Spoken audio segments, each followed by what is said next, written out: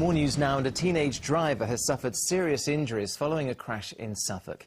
The A143 at Great Barton near Bury St Edmunds was closed for more than 4 hours this morning after the young man's Ford Fiesta collided with a lorry. Firefighters cut the driver free before taking him to the West Suffolk Hospital with lower leg injuries. 5 Norfolk market towns will soon be covered by one of the most advanced CCTV systems in the country. 60 cameras will be installed in Thetford, Dereham, Swaffham, Attleborough and Wotton as part of a new digital network costing £3.5 million.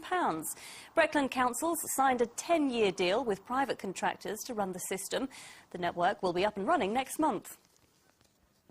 Just 3% of people and organisations consulted on plans to give Norwich Unitary status supported the idea, government statistics have revealed.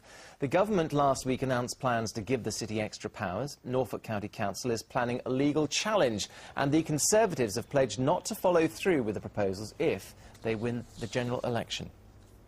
An off-licence in Norfolk is asking customers to prove their age by using biometric fingerprint ID in a move to tackle underage drinking. The Spa shop in Hemsby near Great Yarmouth is asking every customer who wants to buy alcohol and looks under 25 to use the scanner. Hannah Peterborough has more. A corner shop in Hemsby might be an unlikely place for cutting-edge fingerprint technology, but this device is fast becoming part of village life. Shoppers who look under the age of 25 are being asked to register their fingerprint when they buy alcohol or any other age-restricted products. We've been working closely with Inspector Clark from Norfolk Police to cut down on antisocial behaviour in the village. And it also has an added benefit. It helps our staff to take away the confrontation with customers who might be unhappy about producing identification every time they come into the shop. Customers initially have to prove they're 18 before their fingerprint is stored. On their next visit, a quick scan is all that's needed to prove their age. Thank you. And find out those trying to cheat the system. Please try again. I think that's a really good idea, yes. You get a lot of youngsters coming in, obviously trying to buy drink and cigarettes, and yeah, I think that's a very good idea. Store workers believe the machine will also make their job a little easier. If we ask them for ID, people do sort of kick off a little bit and do cause a bit of a scene, but hopefully with this we can just say, look, if you're not on the system, you're not getting anything, end off basically. So far, 30 fingerprints have been registered on the system. The village of Hemsby's far from being top of the list for alcohol-related crime, but with the introduction of this machine, the store hopes it'll help keep it that way. Hannah Peterborough, Anglia News, Hemsby. Well, some sport now, and it looks as though Ipswich striker John Stead is staying with the club for the time being after reports that his wife is pregnant. The 26-year-old looked destined to join Coventry on loan after having talks, but manager Roy Keane revealed that Stead trained with the Ipswich squad over the weekend. We got a lot of strikers, particularly with the 2 boys coming in. We got John Walters, Pablo, Conor Wickham's now fitting there. As I said, when I put these opportunity to the players, it's up to the player, and he obviously wants to stay and fight for his place, which isn't a problem, and he'll be in the squad tomorrow night. Well, Ipswich resume their championship campaign at Peterborough tomorrow night. Posh further adrift at the bottom, though, after another defeat at the weekend. Meanwhile, there's daylight for Norwich at the top of League One. They're now 4 points clear after a dramatic late rally at Brighton.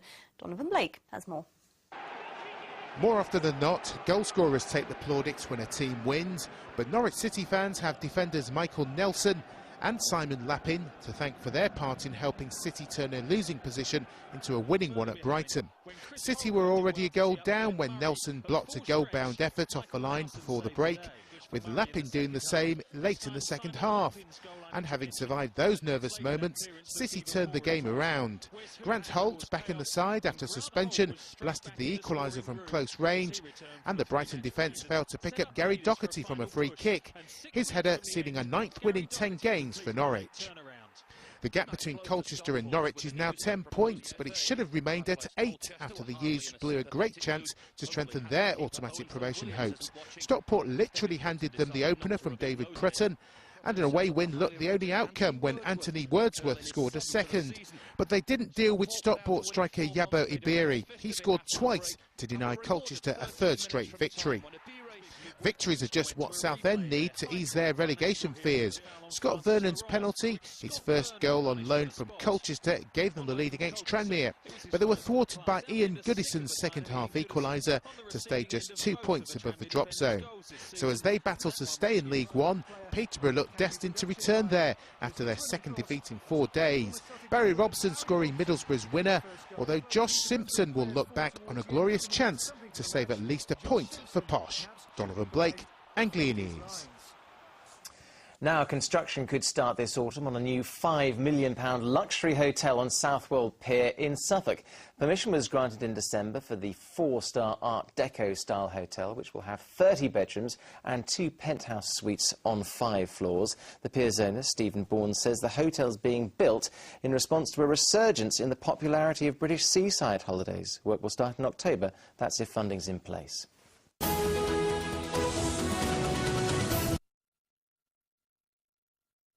When you're ready, Emily, if you'd like to move off. And she doesn't particularly want to take lessons from her dad either. Now then, we all know just how nerve-wracking taking a driving test can be. I can just about remember, I think. But a pregnant woman from Suffolk claims she was put under unnecessary pressure after her test was cancelled at the last minute. It was called off because Emily Harris from Coombs was going to take the test in her parents' Toyota. And, as Rhiannon Mills reports, that didn't go down well with examiners. Emily Harris is fed up of having L plates on her car. Right, when you're ready, Emily, if you'd like to move off. And she doesn't particularly want to take lessons from her dad either. But for the moment, she's having to put up with both.